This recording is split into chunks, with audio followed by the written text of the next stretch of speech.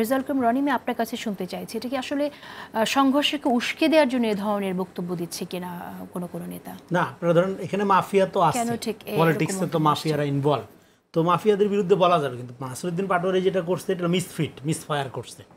যে লোকের ব্যাপারে ধরেন এলাকায় লোকজনের জনপ্রিয়তা আকাশচুম্বী, তাকে যখন আপনি বলবেন যে সে আপনার মাফিয়া, নতুন গডফাদার, তখন ব্যাপারটা হলো যে আপনি আসলে গডফাদার মিন করেন না, অথবা আপনি রাজনীতি বুঝেন না, বা কি করতে হবে, কোথায় কি বলতে হবে এটা আপনি জানেন না। কিন্তু ডেফিনেটলি মাফিয়া গডফাদার নিয়ে কথা বলা যাবে, বা কথা বলা জরুরিও। তো সেইটা আপনারা ধরেন যে নাসিরউদ্দিন পাটোয়ারি যদি ধরেন এইটা যেটা হয়েছে কি, এখানে পুরা পলিটিক্সে বিএনপির ক্ষেত্রে এইটাই হচ্ছে, মানে বিএনপি যে অপরাধ করে নাই কিন্তু সেই অপরাধ রাজনীতিতে আছে, এইবার আপনি সেটার দায় আপনি বিএনপিকে চাপাই দেন। গডফাদার ভিত্তিক রাজনীতি বাংলাদেশে আছে, কিন্তু সালাউদ্দিন সাহেব গডফাদার না, এটা তার শত্রুও বলবে না। ফলে আপনি তাকে গডফাদার বলার মধ্য দিয়ে বিএনপির মধ্যে আরও যারা গডফাদার আছে, বা গডফাদার কেন্দ্রিক রাজনীতির কথা যারা এখনও চিন্তা করে, তাদেরকে আপনি আড়ালে চলে যাওয়ার সুযোগ দিলেন আর কি।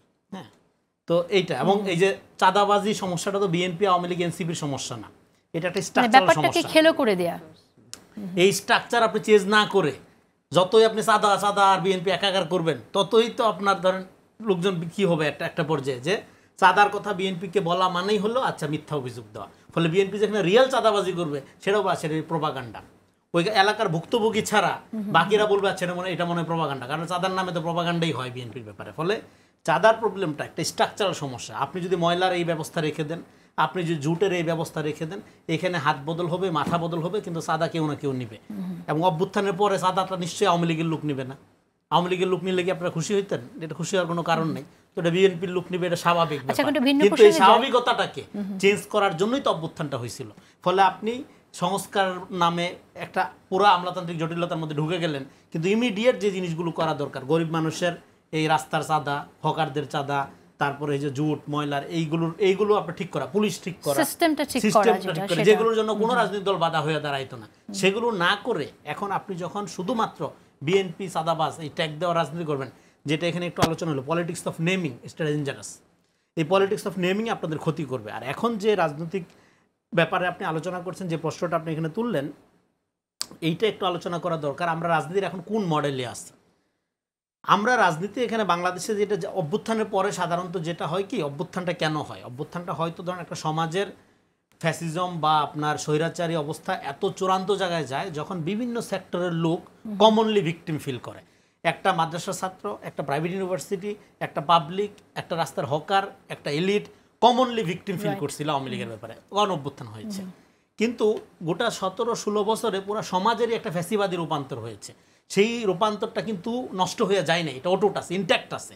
কিন্তু ফর টাইম বিং আপনি ইমোশনালি অ্যাক্ট করছেন, অ্যাক্ট করার মধ্যে দিয়ে আপনি হাসিনারে ফালাই দিচ্ছেন। কিন্তু আপনি তো হাসিনা ফালাই দেওয়ার পরে আপনি যেই শাসন কাঠামোর মধ্যে এসে বসলেন, এটা হাসিনার কাঠামো, আপনি নতুন কাঠামো তৈরি করে এসে বসেন নাই। ফলে পুরা অবস্থাটার মধ্যে এই যে ফ্যাসিজমটা ইনট্যাক্ট আছে। ফলে এই জন্য ফ্যাসিবাদের পতনের পরে ডেমোক্রেসিতে ফেরা অলমোস্ট প্রায় প্রত্যেক দেশেই ইম্পসিবল হয়। ইমিডিয়েটলি মানুষ চায় হলো একটা মধ্যপন্থ থাকে, কিন্তু রাজনৈতিক দলগুলোর প্রবণতা থাকে হলো একটা চরমপন্থাকে উৎসাহিত, কারণ সোসাইটি তাতানো থাকে, সোসাইটি হলো আপনার ভায়োলেন্ট থাকে, ক্যাওয়াটিক থাকে। ফলে এখানে চরমপন্থা ডেভেলপ করা খুবই সহজ হয়। কিন্তু চরমপন্থা ডেভেলপ করলে যেটা হয়, সারে সর্বনাশ হয়ে যায়, তখন আর স্টেটটা দাঁড়ায় না।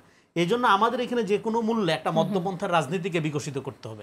এই জন্য আপনার সাথে আমি এসে বলছিলাম এই বিএনপি ফেল করলে আমাদের একটা বিএনপি লাগবে, মানে কি আমার একটা বাংলাদেশি মধ্যপন্থার রাজনীতি লাগবে, যেখানে আমরা আমাদের কথাটা কি ছিল, দল যার যার রাষ্ট্রসভার একটা নাগরিক ভিত্তিক রাষ্ট্র। কিন্তু সেখানে জেগে ওঠার কোনো আশঙ্কা আছে কিনা সেই বিষয়ে জনতা জাগ্রতই আছে, কিন্তু সেখানে সমস্যাটা হলো আপনি এখন যখন আপনি ইমোশন পলিটিক মানে culture of political emotion is very dangerous. সেই ইমোশনাল পলিটিক্সটা আওয়ামী লীগ করছে, কিন্তু সেটা এখন আপনি যদি অন্য নামে অন্যভাবে করার মধ্য দিয়ে আপনি যদি এখানে একটা ফতেল্লাহ গোলান মডেল আমরা দেখতে পাচ্ছি, সেটা হলো আপনারা নিজেদের ব্লকের মধ্যেই একটা বিরোধিতা, এটা কোকাকোলা কোম্পানির মতো। হ্যাঁ, আপনার এই বিভিন্ন ব্র্যান্ডের কোলা থাকবে, টাকাগুলো সব আপনার জায়গায় যাবে, কিন্তু একটা একটার সাথে প্রতিযোগিতা করবে মাঠে। সো এই যে মডেলটা, এটা রাজনীতির এই যে ফতেল্লাহ গোলান মডেল, এই মডেলটা যদি এখানে ধরেন সাকসেসফুল হয়, তাহলে যেটা হলো বাংলাদেশ এখানে আমরা যে ধরনের একটি স্টেট মানে রাষ্ট্র গঠন করতে চাই বা নাগরিক ভিত্তিক রাষ্ট্রের যে স্বপ্নটা আমরা দেখি, এইটা খুবই ক্ষতিগ্রস্ত হবে, এটা অলমোস্ট ইম্পসিবল হয়ে উঠবে। এজন্য আমাদের নাগরিকদের প্রথম কাজ হলো যে কোনো রকম হুজুক বা ফ্যানাটিসিজমের বিরুদ্ধে দাঁড়ানো, আচ্ছা, সচেতনভাবে সিদ্ধান্ত ঠিক আছে, নেওয়া, হুজুকে না মাতা।